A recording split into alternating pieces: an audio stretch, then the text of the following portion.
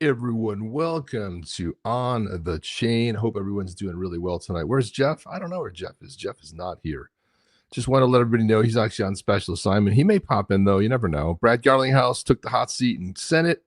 Things got a little bit heated fast. And also, Ripple's CEO didn't hold back, called them for the lack of clarity in the U.S. digital asset policy. And then senators kind of clap back with some of their own fiery words of their own. So we'll unpack the full Senate hearing from Wall Street to Web3 was the title of it.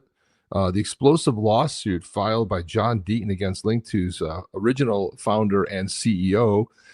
Some other big updates from Ripple, including a new stablecoin now on Transak, which is live, and crypto Congress lawsuits and memes. Let's go ahead and dive in. Let's go. Let's go. Welcome to On the Chain. Welcome to On the Chain, everybody. Drop where you're coming in from. Want to see where you guys are heading in from today. It's so funny. They change something all the time on this software. They go like, we have changed this to make it easier. And it's like, we have all these visuals now look exactly the same. So before they were labeled, now the label's cut off. So almost couldn't even get to the show open. I'm like, what happened to the damn show open? That was a little bit tricky, but hope everyone's doing really well. Welcome, everybody. We got a lot to unpack tonight. I wish Jeff was here, but he is not. He may pop in, although he said he probably couldn't make it tonight, which happens sometimes, and it's a loaded show and a lot to do. But I think what I think we first want to do is start. Pennsylvania in the house. Morning, Yeti crew. Yeah, it's morning time. 10 something over there in Australia. 10:18, I believe it is. You got Ed is in here as usual. Got Rod Hale again. James L.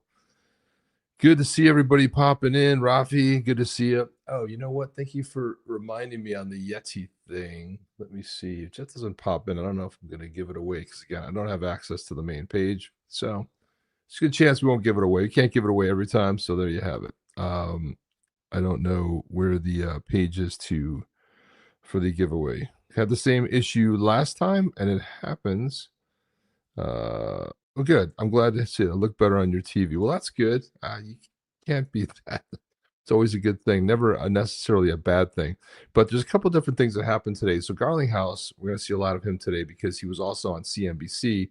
So let's. I think we'll probably start off with that. Then we'll go into the Senate hearing. And the Senate hearing, I was fortunate enough to watch a good portion of it. Although I can't see it all, it was a couple hours, 2+ hours long. It was interesting in the sense that it was nothing that we didn't expect. The Democrats are still anti-crypto, and they want to basically choke innovation in the U.S. And the Republicans, surprise, are for crypto, and they want to push both of those forward.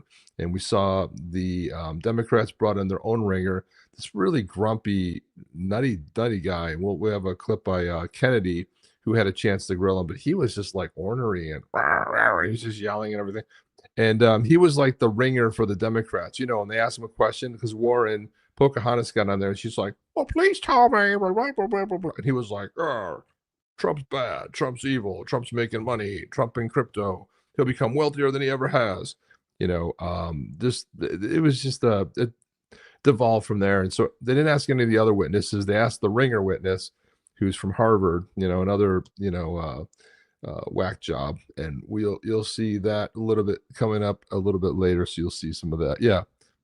A total whack job. That was the best. It was an absolute S show for sure.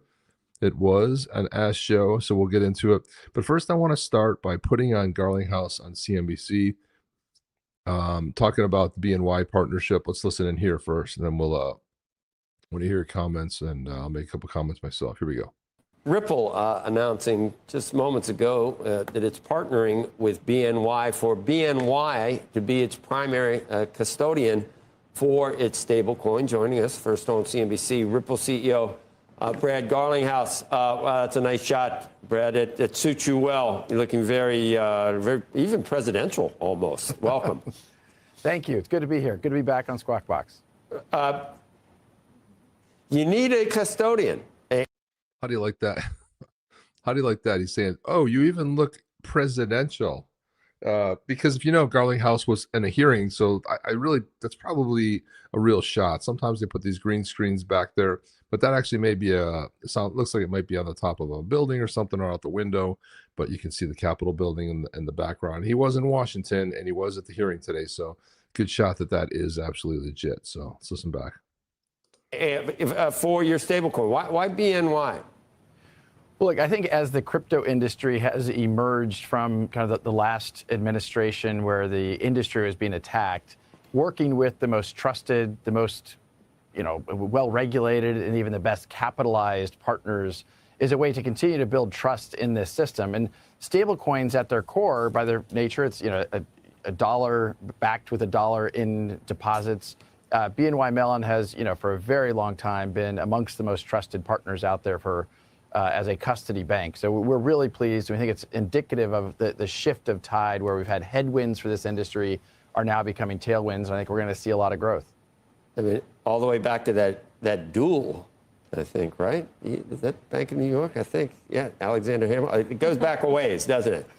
That one goes way back. I didn't put a number out there because I wasn't sure how many years it's been. But the BNY Mellon, we feel very lucky to be partnered with them. And we think, again, building trust for the whole industry and having RLUSD, our stablecoin, which just passed $500 million of market cap. We launched only about 6 months ago. So we're really pleased with that trend line and feel like this will only continue to build that trust. It's small compared to some of your competitors, though, at this point. How does that factor into how you approach the whole stablecoin industry? So the stablecoin industry is about $250 billion today. Many people think it'll be between 1 and 2 trillion in a handful of years. The growth behind it has been profound. We joined the market kind of late, partly because we were using stablecoins in our payment flows for our institutional customers. As you probably know, Ripple at its core. So I like this right here because if you think about it, because he's saying, well, you're kind of late to the game there, Brad Garlinghouse. How come you're so late? Well, if Garlinghouse went on record and actually said that 20% of all of USDC Circle was basically minted by them. So they were using in their payment flows, obviously, for a long time. And it was a natural progression for them to say, like, hey, maybe we should just come out and roll out our own, our own stablecoin, which makes an awful lot of sense. But it's a good answer there. Appreciate that from Brad. Let's go. Let's listen to more. Has been a payments company and solving a cross-border payments problem. We use stablecoins, we use XRP where it makes sense. And stablecoins, when we were using that, we were a big part of activity for us. We were minting a lot, and we thought we can participate in this market, given our institutional background, given the fact we've leaned into compliance and been very regulated. We have over 60 global licenses to participate in these markets. So we feel like the growth ahead will serve us well as we continue to serve that institutional client. This doesn't. You still want a banking license, right? Even though you have this deal with BNY. Well, yes is the short answer. We have pursued and requested application to apply for an OCC license as well as a Fed master account. We think that the key here for crypto and the kind of decentralized finance, as many people call it, Ripple has been building bridges between traditional finance and decentralized finance. The world isn't going to be taken over by crypto. Instead, we think about how do we take the best of what crypto brings in facilitating faster, cheaper transactions and bring it to traditional finance. That's been at the heart of what Ripple has been focused on from the beginning. This is a step towards that, and certainly getting an OCC license. For those that have said that the crypto world wants to be unregulated, whatever, the opposite is true. I'm here in Washington in part, as you referenced, there's a Senate Banking Committee hearing today. We are advocating as an industry to be regulated. And those that, like Ripple, who have stepped forward and said we want to get an OCC license, in addition to the licenses we have with the New York Department of Financial Services, it only continues to augment that very robust, very compliance-first, trusted partner so that we can continue to use these technologies to benefit consumers and businesses alike. That was pretty much the whole entire interview, but good to see Garlinghouse making a lot of appearances. Not only was he on Squawk Box, but he was also in the Senate hearing. And Mike also says it was 2 hours and 15 minutes before the first question. That's the Garlinghouse. It wasn't that long anyway, but again, a lot of the Democrats went right to their ringer. We'll call him the whack job. So he ornery dude, right? So he got a lot of the questions. And what I do have, I couldn't find the actual video. I was able to locate, um, gosh, where is it? I will find it here. Let me see. And again, I don't know if it's going to play properly, so we can give it a shot. I'm going to try to share the audio, but I don't know if it's going to share 100%. So let's see. Let me go ahead and share Ripple, this here. Wrong one. I'm going to go ahead and share this. And again, remember, I'm on a different browser, so it may not necessarily work.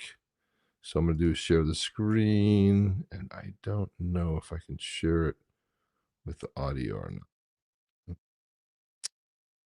I don't actually think I can, unfortunately. Yeah, I don't think it will share the audio. I don't think there's any way to do it here. I think Jeff was doing that last time. I can share it, but I don't think audio is you're gonna hear audio. Tell me if you hear audio. I hear the audio. Do you guys hear any audio? I don't know if you guys do. Probably not. Okay.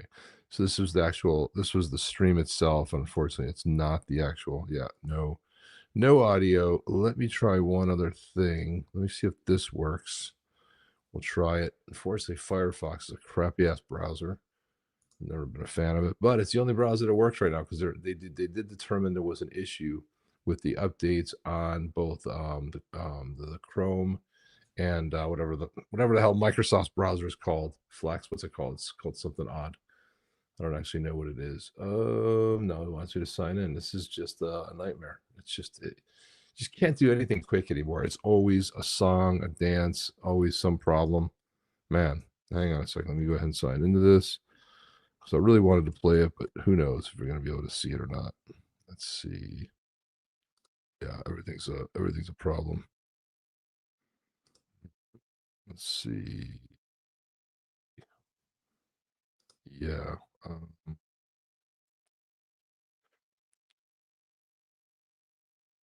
Yeah, it's not going to work. Never mind.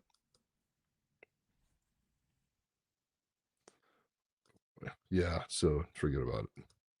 I got to sign into 50 damn things. No, this is not happening today. But anyway, there was one question that was asked of Garlinghouse, and it was a kind of a throwaway question. It wasn't a lot really to it.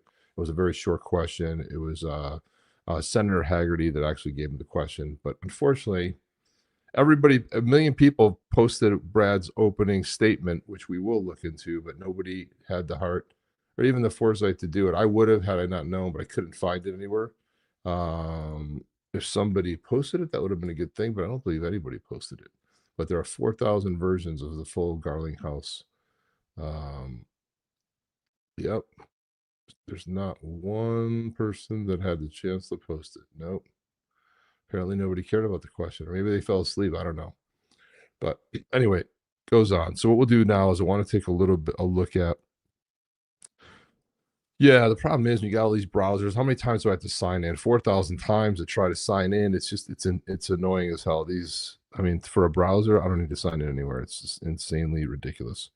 So what I'll do is let's just cut to Garlinghouse's opening statement. And it was a really good one. I think this was really well prepared. I thought, because you only have 5 minutes and you don't want to go over the 5 minutes. I think he did it in about 4 minutes and 40 seconds, something like that.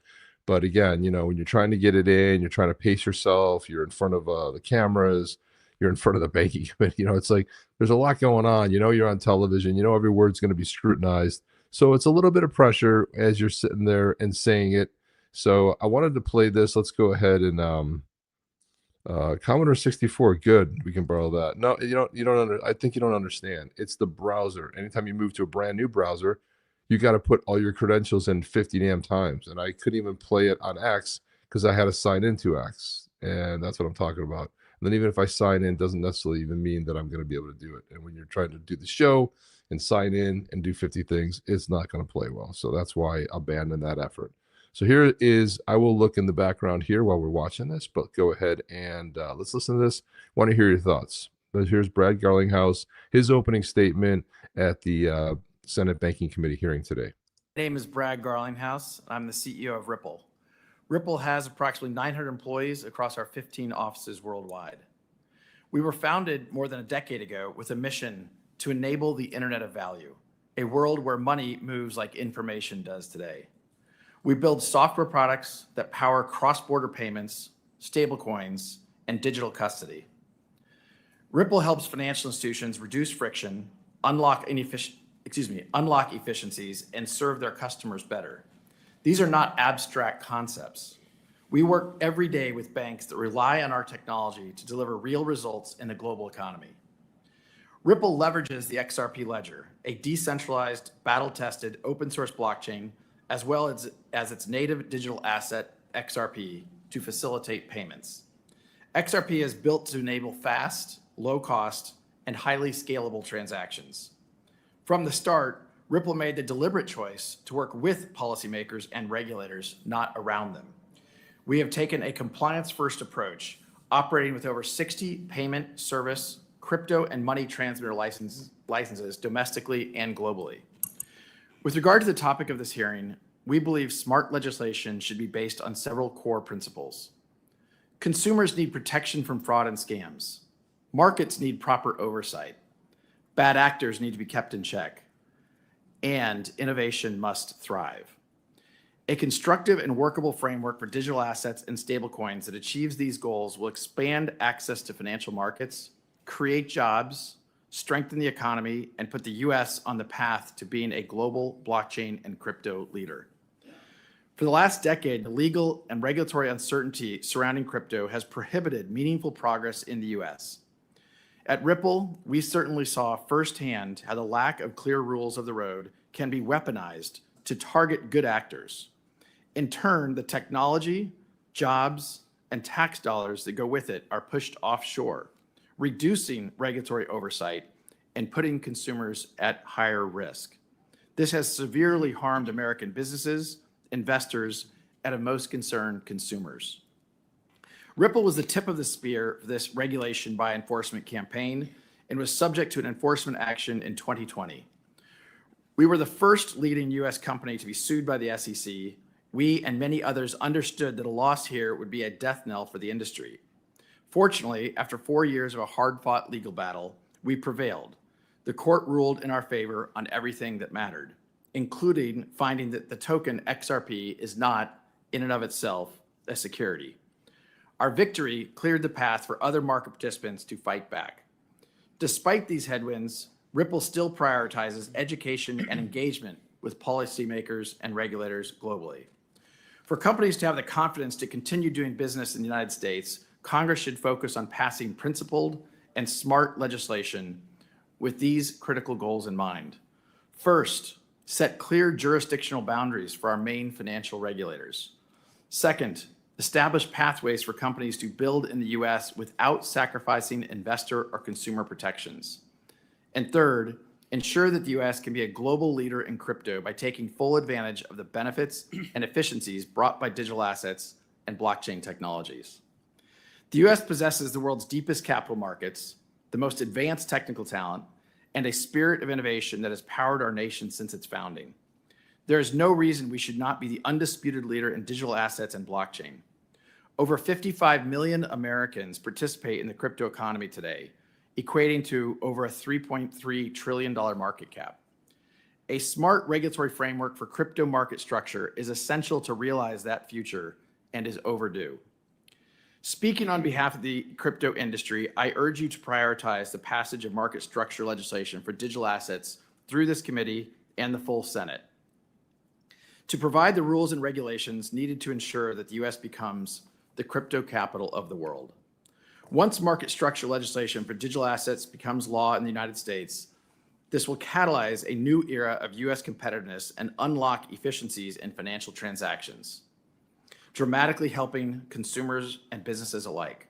Ripple hopes to see this become a reality, and we look forward to working with you to help make this happen. I look forward to your questions.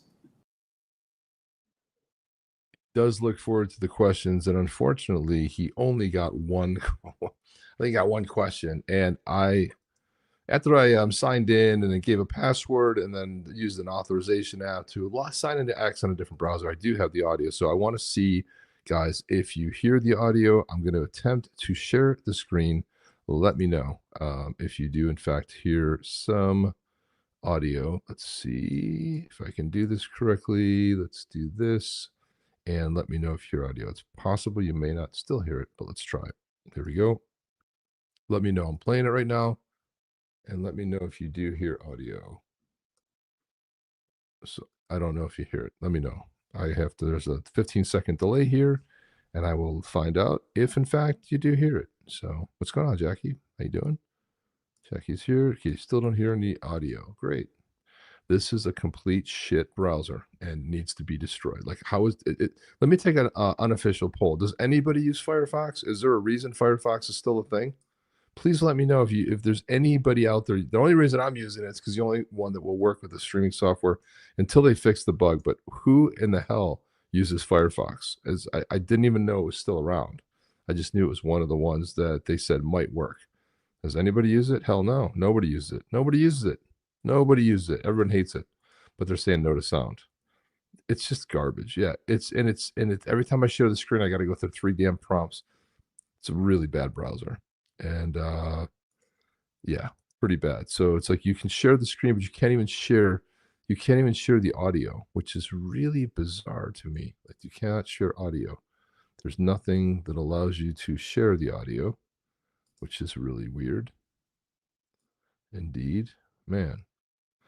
I do not know what in the hell. I don't know.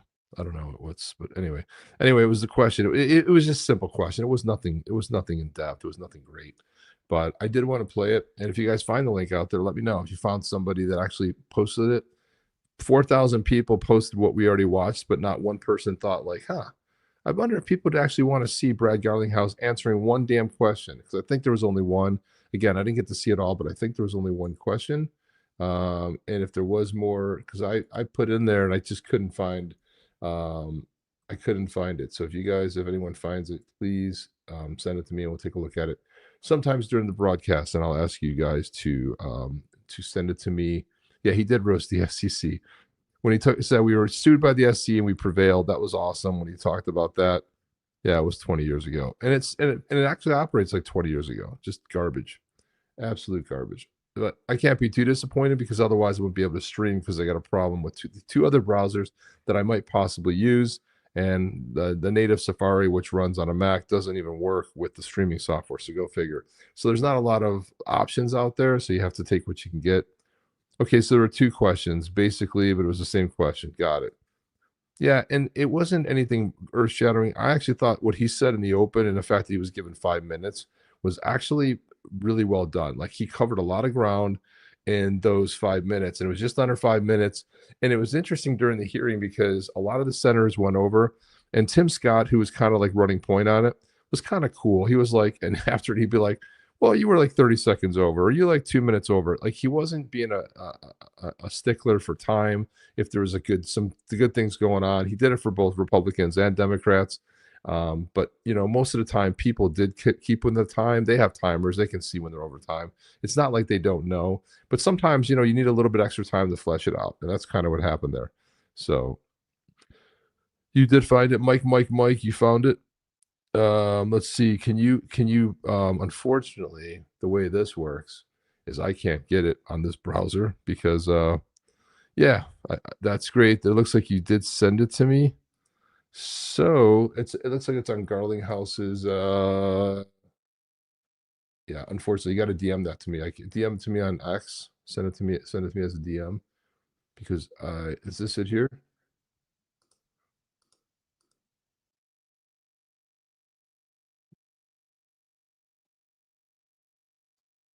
Okay, I do see it. Yep, I was able to find it. This is the one that I was looking to play. Thank you for that, Mike. I appreciate that. I'm gonna go ahead and I'll play this in 1 second here. Let me just do a little bit of a download. But what did you guys think of the hearing? What did you think about what Garlinghouse said? Do you think it was on point? Do you think he was landing some good points there? Talking about the SEC, kind of growing the SEC, but really talking about the fact that Ripple was one of the few really blockchain companies that was actually saying that we need to be regulated. They were the ones that were compliant. I mean, there's a lot of that going on. It wasn't as if he was saying like, oh, we hate everything going on in Washington. No, they've been begging for crypto legislation for like the last 6-7 years. So it was nothing new, but I'm just curious what you guys thought as far as, how he performed, because I thought he did a pretty damn good job. Not easy to get up there and you know, in front of Congress, especially when they ask you a question. But thank you for that video. Let's play it now. Let me go ahead and cue it up here. But let's see. Let's go to, here it is. So this was the question that Haggerty asked them. And again, I don't remember what the question was, but you'll see the response here. Here's Garlinghouse. Depending upon an SEC and CFTC to work together assumes good faith appointed officials in doing that. What we have seen previously is the SEC actually sowed confusion in the marketplace. They took contradictory positions. Under Chairman Gensler, they took actually contradictory positions in different court cases, which actually created more confusion. And so you had federal judges saying things like the SEC was being arbitrary and capricious in their application of the law. You had federal judges saying that they were not following a, quote, faithful allegiance to the law. And so my concern in depending upon a unelected appointee to make those decisions is that it assumes a good faith actor. And I think what we saw in this most recent SEC was just a war against the industry at large without a consistent application of that law. Yeah, very good. He brought up during the SEC case when they were not faithful to the law, being capricious. He brought that whole thing up, and it's good to voice that, because this is what basically he wants to convey and back up his statement, the fact that the SEC itself was out of line. And the judge even said so. And he brought up the 2 points along those couple years that ran where they're being capricious and also were not faithful allegiance to the law. So it doesn't make any sense if you just, you get on there and you talk about the fact that this case was set against us and they were going after crypto. But this is what the judges said. The judges even called out the SEC for their lack of standards. So it wasn't as if it was just like this one thing. And that's what I really liked about Garlinghouse. He's very succinct. He was very prepared, and I thought he did an amazing job. That's very difficult to do. You see a lot of people go before Congress. The other one that I thought did very well was and I'll get his name. He was the former, I want to say he was a former CFTC chair. He was amazing, though. He knew the law. He knew crypto. He was absolutely phenomenal. Timothy Massad was the ringer for the Democrats. He's a research fellow and director of digital assets policy project at Masamar Ramnami Center for Business and Government at the Kennedy School of Government at Harvard University. And was he a former CFTC chairman? Oh no, I'm sorry. Massad was Massad was the good guy. Painter was the ringer dude. Painter was he's from the Minnesota Law School, former associate counsel to the president and chief White House ethics lawyer. Yeah, it was Richard Painter that was the one. Massad was great. So he was answering stuff left and right. The other couple people that were there, you had Jonathan Levin there, who was from Chain Analysis, the CEO. You had Dan Robinson. He was a general partner of Paradigm. And then you also had the Honorable Summer Mercinger. So she's the CEO of Blockchain Association. So that kind of was everybody that sort of rounded it out. And I wanted to, so I want to play this little bit of a file here that's coming. Let's see. This one is, do I not have it? Wow, maybe I don't have it. Well, that happens. Here we go. Here it is right here. But this was Senator Kennedy. He was talking to Richard Painter. This is the guy that the Democrats wanted to bring in, and only asked him questions because, yeah, they're like the set of questions. But don't you think that crypto is bad, especially because President Trump's family owns so much crypto and they've got a blockchain mining operation? Don't you think so?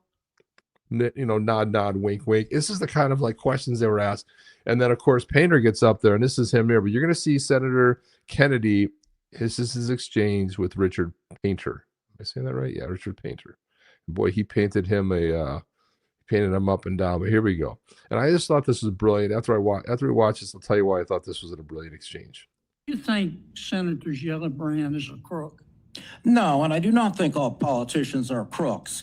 And why did you call her a crook? I did not call her a crook. Now, Senator, you need to focus on this bill. Right, you're doing this again. You did it the last hearing. You need to read the bill. Role in stablecoin regulation, $217,000. This is so funny how Kennedy just keeps, this guy gets so irritated so quickly. And if you don't know who Gillibrand is who co-authored one of the very first pro-crypto Senate bills with Senator Lummis. And Gillibrand was instrumental in that as being a Democrat. So he's basically saying, well, you were calling Gillibrand a crook, and this gets even more heated. This is probably the best thing that happened today, aside from Brad Garlinghouse. But this was good. Crypto donations. You tweeted that. Yes, I do. And then you said the crypto industry is buying Congress and the White House. This won't end well. Why do you think the crypto industry is buying Senator Gillibrand? I said, look at the campaign contributions from this industry. You think they bought her? No, I said, look at the campaign contributions. You said they bought her. Do you think they bought her? Senator, you need to focus on this bill instead of trying to distort my Twitter. Last time, one of my colleagues were quoting what a Marxist in Chicago said about it. And what evidence do you have no to keep sense. the crook? I said there is massive amount of campaign contributions coming into this Congress from the crypto industry. Do you want to apologize to Senator Gillibrand? I do not want you to have to apologize for passing legislation that destroys our economy. For calling? This is so great. The bear's upset. He keeps poking the bear, and he's got like a stick. He's got like a blowtorch. He's got like a fire gun. He's got a nail gun. He just keeps hitting him with this because he wants to know, if he's going to apologize. So here we go. Are distorting what I said, just like you did in the last hearing. You're wasting everybody's time, Senator. You're a whack job. Senator, you are wasting. Well, I think we are next level whack job. I think we are. Is this middle school, Senator? Senators and not only just call him a whack job, you call him a next level whack job, and that's like a couple levels above a whack job. A whack job's just a crazy person, but this guy's a next level whack job. He's a whole new kind of whack job. But this never got old. I mean, I could watch this all day. I think I've watched it 3 or 4 times because now what's brilliant about this, let me just talk a little about like what my thought was. Okay, so you've got the plant, you've got the ringer for the Democrats, right? This guy, Richard Painter, he's going to be doing his thing, bloviating. They're going to give him the setup questions. He already knows the questions. Remember, like Warren probably already prepped him, but he knows the questions are coming, and all his job is just to agree with them. So now this is brilliant because he comes in there and he's like, you were calling my colleague, a Democrat, a crook. Do you want to apologize? He's basically discrediting this man by associating the fact that he was calling all politicians crooks, but more specifically, Senator Gillibrand, who had co-authored with Senator Lummis one of the first Senate-authored pro-crypto bills, and by saying, you called my colleague, the Democrat, crook, do you want to apologize to her? He asks us multiple times, you want to apologize? I thought it was brilliant because in a weird way, he kind of discredits her and or discredits him by calling him out, and then he doesn't apologize or say, yeah, I didn't mean it that way, but he just keeps going, and then he calls him a next level whack job, and then it goes into a it gets real heated. I love this exchange, though. I think this one was absolutely fabulous. Let's listen to that last part again. This is just too good not to hear again. I said there is massive. And how ordinary is this guy? I don't know if he's saying like this. I said, he's like, his shoulders are all hunched up. He's very uncomfortable. He's very nervous. He gets, you're wasting. Is this middle school? I'm like, who cares? You're in the next level. Campaign contributions coming into this Congress from the crypto industry. Do you want to apologize to Senator Gillibrand? I do not want you to have to apologize for passing legislation that destroys our economy. You are distorting what I said, just like you did in the last hearing. You're wasting everybody's time, Senator. You're a whack job. Senator, you are wasting. Well, I think we are next level whack job. I think we are. Is this middle school, Senator? Senators and witness. Thank you both. I think you should apologize, Senator. I think, Senator, you're wasting our time. This is not middle school. Thank you for your participation. Do you think? And I wonder if I can find it, but there's another clip where he was talking to another senator, and he was like, you can't even say something in a hearing without being called a whack job. So like this was later in the hearing, and it really affected him. So you could just see that he was kind of like really miffed by that. And I love the whole sort of angle by Kennedy, because Kennedy the whole time is just trying to get him off his off his position. And he did it last time. I remember what the last hearing was, but they brought him in again, and he totally just frazzled this dude, man. He just took him for a ride. He went a little bit nuts. So I really like that. Let's see. I'm gonna try to find this other clip, because there was a great clip that somebody posted. Where was it? My gosh, I wish I could find this. Oh, here it is. I think this is it. Yeah, this is it. For some reason the audio though is sped up. I know Dark Horse had posted this, and I thought to myself, like, why is, when he pulls these posts, why are they always sped up? I thought maybe I had it on 2x, but I didn't. So we'll have to hear it with the audio sped up. And I'll just title this clip "Whack Job." So let's go ahead and pull this one up here and see what's going on. Let's go ahead and pull it up. Here we go. And the funny thing is, this is so much easier when Jeff's here, because while he's talking, I can do stuff. While I'm talking, he can do stuff, and so on and so forth. It becomes a lot easier. But let's see, where's that? Here it is, right here. So this clip right here is him complaining about it to Senator Warnock, who's another whack job from Georgia. He's a senator from Georgia, Democrat. Quickly, yes or no? So do you believe that the president having an outsized role in so many digital asset offerings will lead to fair and innovative markets? I think. No, it will lead to lack of confidence in our regulatory system. Just as like this Congress, everyone's receiving campaign contributions from the crypto industry, voting on this bill, and then if a witness comes here and disagrees with you, you call him a whack job. I mean, this is embarrassing.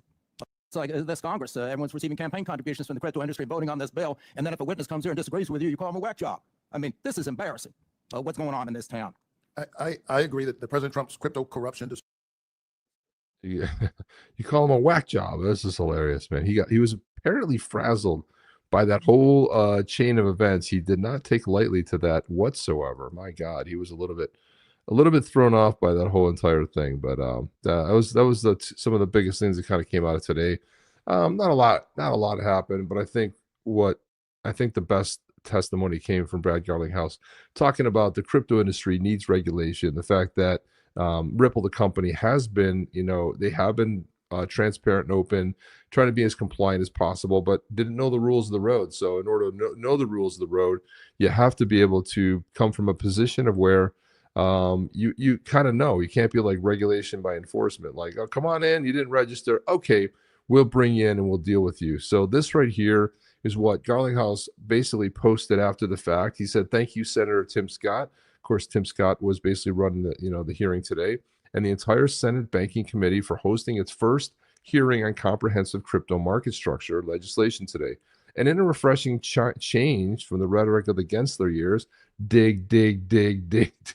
He had to get that in. He also got that in on his testimony, but I love it, because you have to let people know where we were and where we are now, where we've been with regulation by enforcement, with Gensler, who we all could just, easily forget if he wasn't the biggest pain in everyone's ass.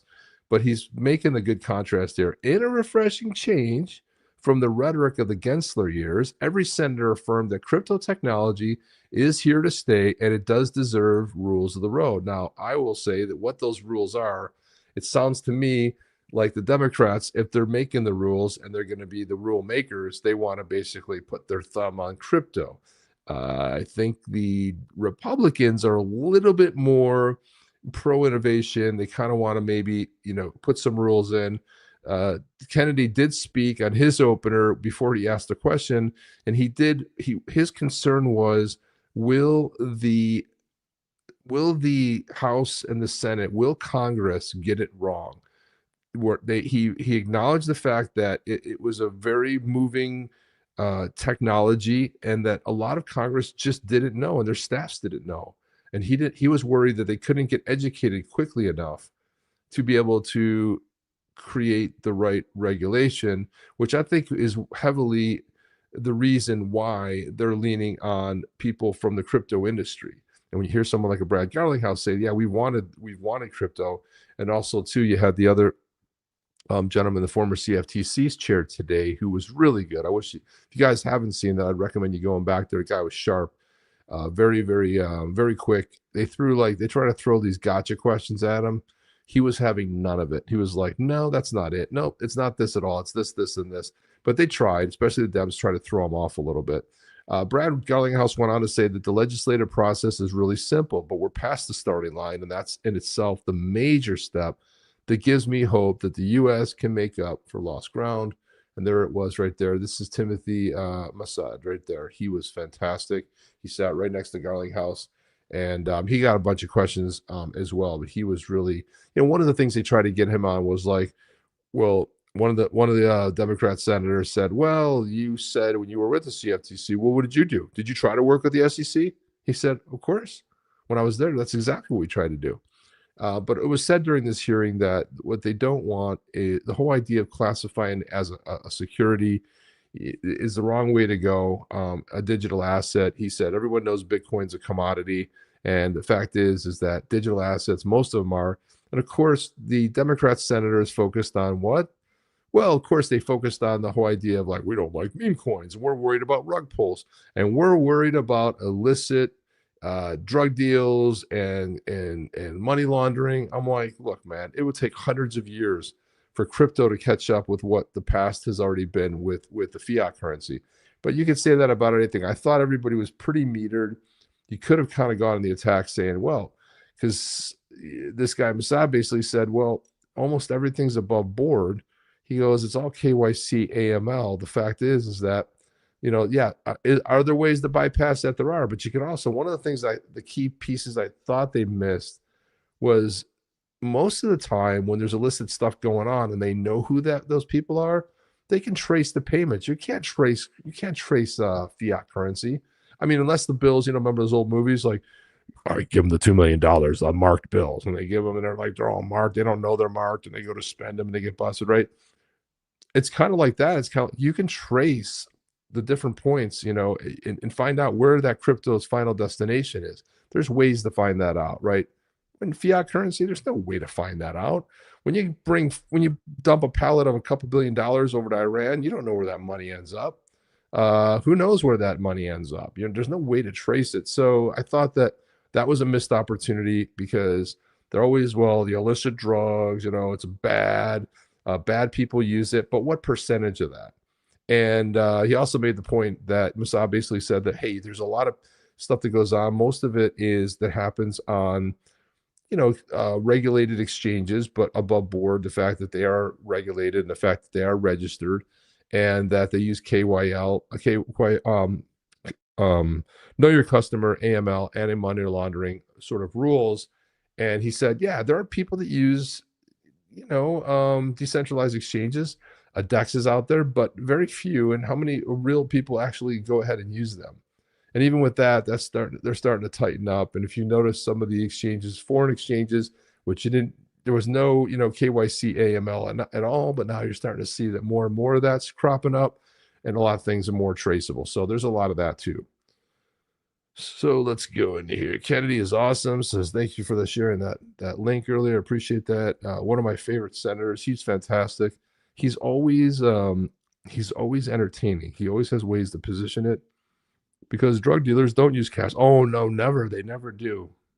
They never do. Thanks for reposting the stream. Appreciate that. Always like that when you guys repost it if you're watching over there on X. Chain said when the question was asked, I'm not sure what that means. My drug dealer only accepts H. Oh, forward thinking. Chain answered question very well. Who's Chain? Chain. Answer the question very well. I'm not sure, Mike, who you're referring to there. And do not know, but I thought that was really good. Let's see what else we get into here. So let's get in a little bit to what's going on with this. Elliot Terra posted this that attorney John Deaton filed securities fraud class action suit against Linqto founder and ex-CEO William Saris on behalf of thousands of retail investors. Now, just to preface, this doesn't have anything to do with the bankruptcy. This is against the old CEO that was bounced out of the company, and the one that was presented with his attorney saying, hey, this is securities fraud and this and that, and all kinds of stuff. And he was like, play on. Everything's cool. The suit alleges that Circus orchestrated a multi-year scheme using undisclosed markups as high as 60%, misleading exemptions, and unlicensed sales tactics to sell shares in private companies like Ripple, Uphold, Kraken via special purpose vehicles on Linqto's platform. And per the filing, Circus ignored the internal legal memos in 23 and 24, warning that the offers violated multiple SEC and FINRA rules, including acting as an unregistered broker-dealer and running unregistered investment companies. Deaton says the action targets Circus personally, not subject to bankruptcy protections. He also vowed that any recovery from liability insurance or settlement will go to try to help make innocent investors whole. So once again, John Deaton playing a very important part, another role, pro bono, to basically help investors once again that looks like they got the short stick. A lot of this is alleged. This suit alleges, I want to be very clear, it's alleged until it's proven in the court. Everyone's innocent until proven guilty. But there's a lot of stuff that's very questionable, especially the markups, and especially what's required by the SEC, what you're allowed to mark stuff up as. But in this case here, there's just a lot of interesting business going on. So I don't really know what that all entails and looks like, but it was a lot. And in other news, Transak is here. Let's put this up here. Transak, another stablecoin, joins the family. Ripple USD is now live on Transak. So you can see that Ripple USD is kind of going a lot of different places, and now it's on Transak. Read more about our USD on Transak and our latest feature. And so there it is right there. So you get to pay right now with euros. You can pay with everything. You can pay your Visa. So it's multiple sort of ways, and then you can get your RLUSD. So there you go, guys. Another exchange is basically carrying it. And there you have it. Cointelegraph did a write-up on it. Also, too, market cap hits 500 million.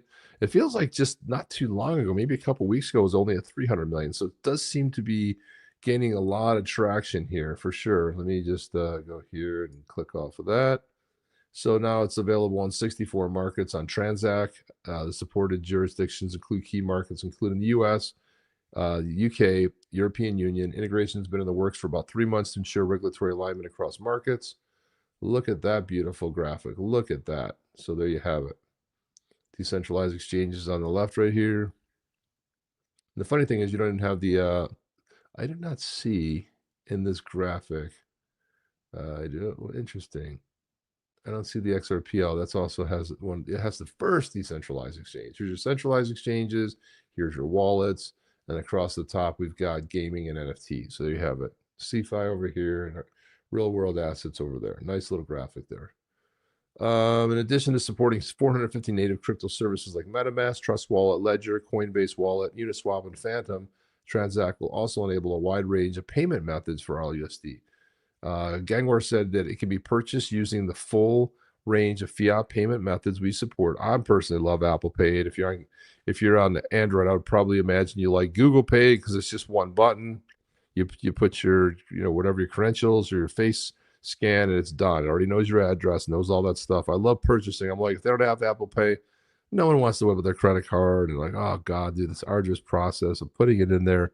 Where if it's already registered with the Apple Pay or Google Pay, you just pick whatever payment you want, whether it's a credit card or whatever it's attached to, you can pay that way. Of course, Visa, MasterCard, great too. Sometimes you're on desktop, you save it, you can just you can populate it as well.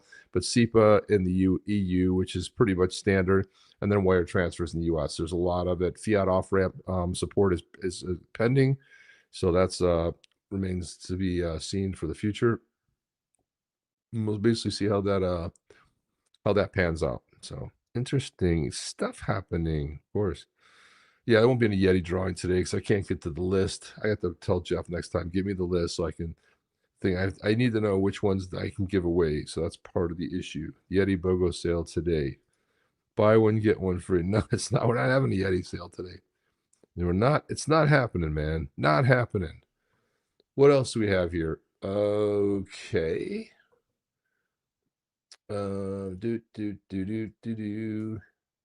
Somebody asked a question here. Okay, so some more on the John Deaton one.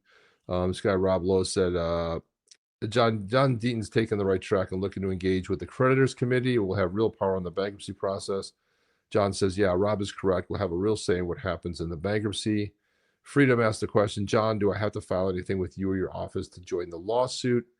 John Deaton chimed in and basically said, no, you don't. The answer to the question is no. And anything I do includes all Linqto customers, regardless of where you live. If you live outside of the US, then you're also included in anything related to Linqto, private lawsuits, bankruptcy proceedings, etc. That's cool. Now, if you guys remember, and I think where that question is kind of coming from, if you remember in the last little boondoggle that happened with the SEC, you actually had to sign something, right? So I know there were like close to 3,000 affidavits that were given that was presented in court, and then on the flip side of that, there was a little over 70,000 people that basically signed something.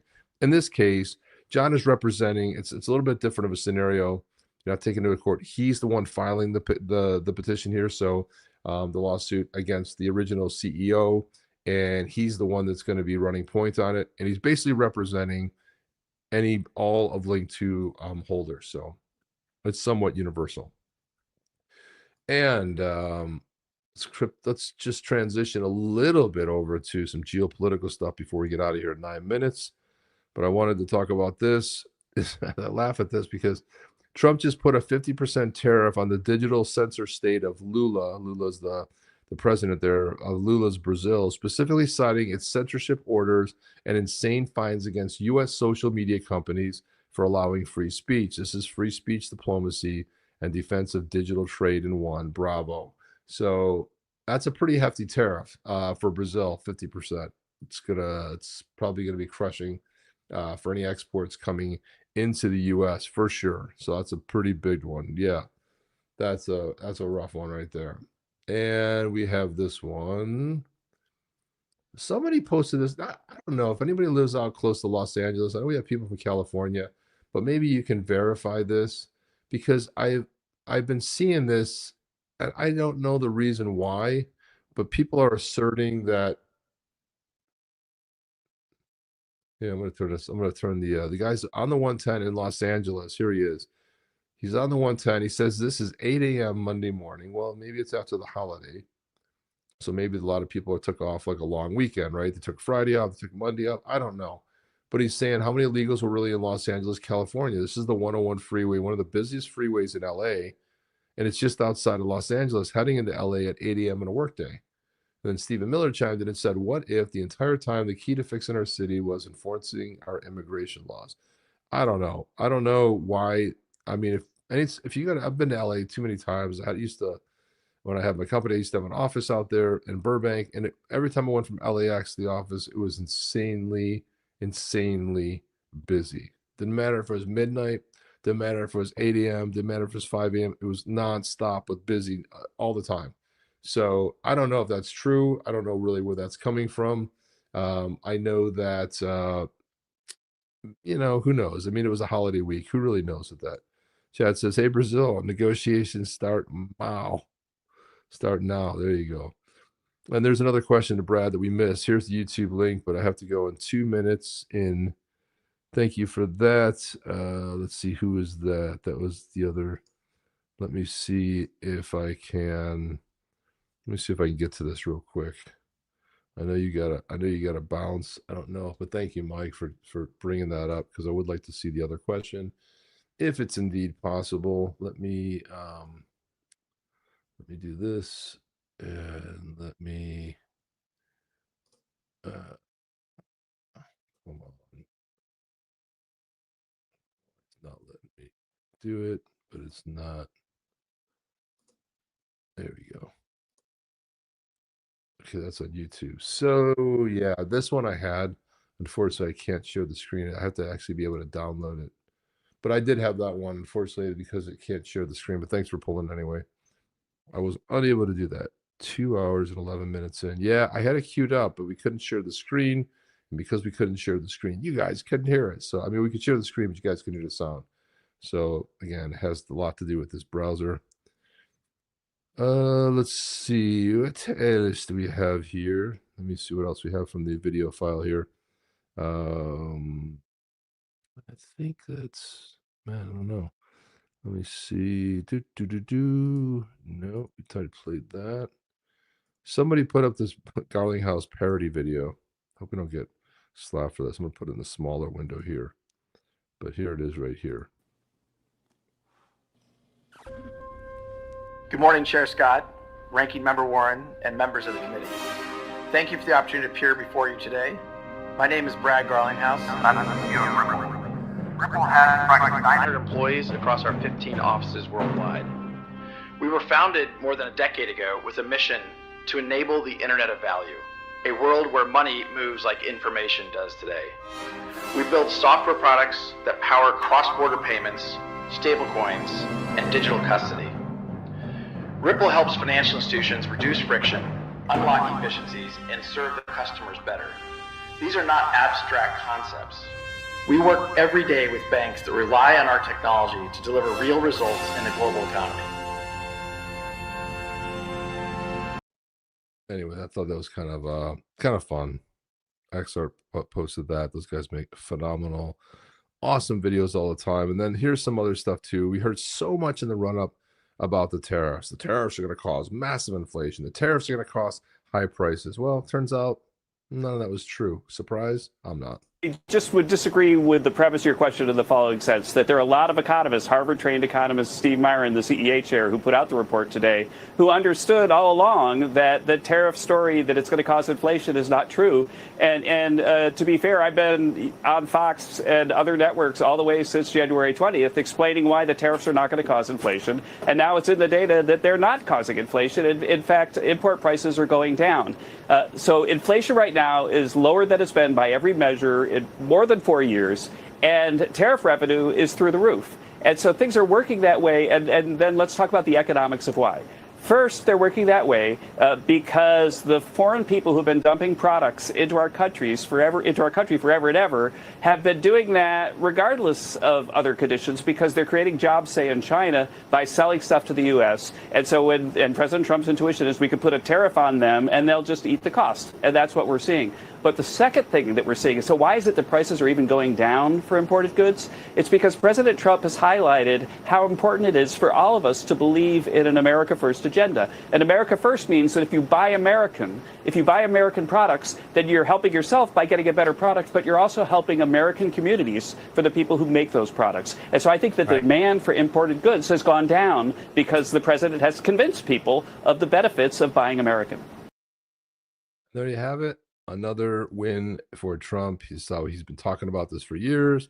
Everybody's been bitching for years. It's going to bring, they think, by the end of the year, $800 billion, close to $1 trillion, and next year it should do $1 trillion, because a lot of the big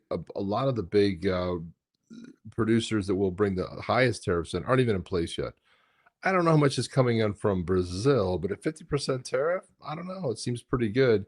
I don't know what's going to happen for that. I don't know what the fallout's going to be, but I don't know how much, I'll have to look up what those actual goods are. But anyway, it looks like we're actually going to get out of here in time. And Jeff and I will be back on Saturday morning, guys. We will be doing a Yeti giveaway. We would definitely do that. Mike says, I can't take it anymore. All this winning's driving me crazy. Remember Trump said you might get tired of winning. I don't know about you guys. I'm not tired yet, but I'm enjoying the hell out of it. I will tell you that. It is actually good to see. I almost think that, Trump codified 20, I was going to read them off, but again, you guys can read them on your own. But basically 20 campaign promises were codified in the latest big, beautiful bill. And I'm like, we're 6 months in, and that got through at record speed. And now they're making this massive push for crypto legislation. I'm like, we all know how it takes Congress forever. So they were talking about in 2 weeks trying to get a vote on the floor. I'm like, that would be amazing.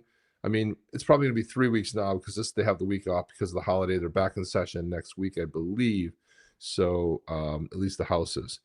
And that's the way it's going to go. So there we go. Running solo, great. I made a couple of trips. So it's sometimes hard when you're trying to look for stuff. You can't find it. But thank you for that, chat. I really appreciate that. Thanks for the freewheeling it tonight. I did the best. So usually I'm way more prepared.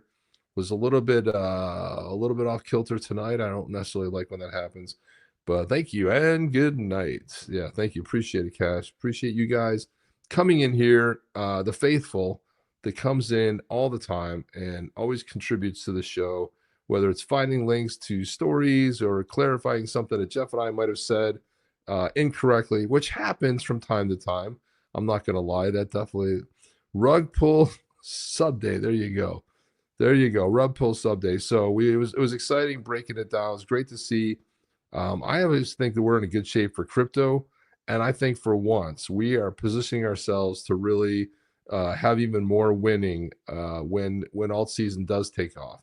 But whoever thought Bitcoin would hit 50 grand, let alone 100, let over 110K, I think big things are in store for a lot of altcoins. And I think a lot of people are going to be shocked and awe.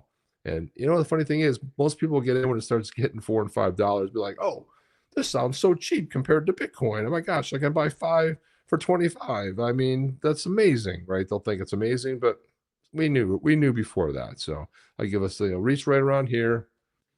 Pat yourself on the back because you guys are early, and the early winners can always feel good about it. But sometimes you don't know how long that early lasts. Sometimes it lasts way too long. But I will see you guys on the next one. Chip out. See you guys soon. Are you down with OTC? Please like, subscribe, and click the bell to be notified when the next video drops.